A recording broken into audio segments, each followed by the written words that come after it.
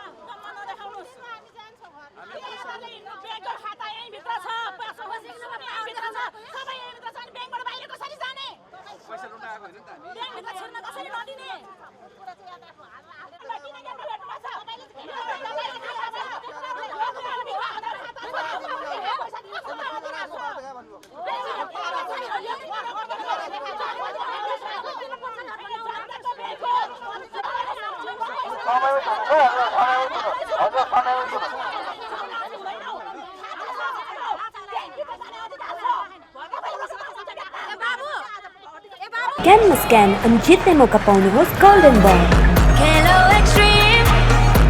वाणिज्य ब्याङ्क भदौ 23 गते जेएनजी आन्दोलनका क्रममा लुटिएको सुन धरौटी सुनको बारेमा अहिलेसम्म आन्दोलनमा छौँ। अहिले असारको 5-7 गते भयो आजसम्म आन्दोलन छौँ। ब्याङ्कले हामीलाई कुनै पनि राम्रोसँग नहेरिदिएको एक लट चाहिँ उहाँहरूले एउटा निर्णय चाहिँ गर्नुभएको, त्यो निर्णयमा चाहिँ माघको 28 गते निर्णय गर्नुभएको थियो, जो चाहिँ भदौ 24 को रेट दिने भन्नुभएको थियो।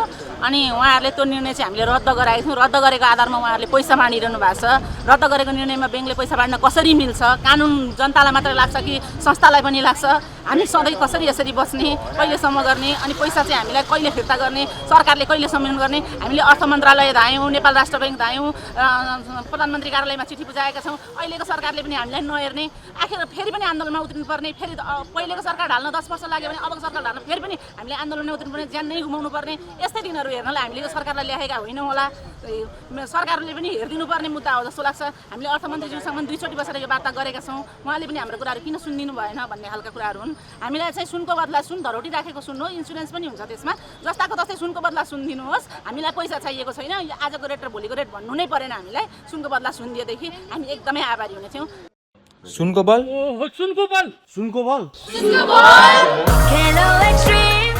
अब आफ्नो एक्सट्रिम एनर्जी ड्रिङ्कको क्यानमा भएको क्युआर कोड स्क्यान गर्नुहोस् र सुनको बल जित्ने मौका पाउनुहोस्।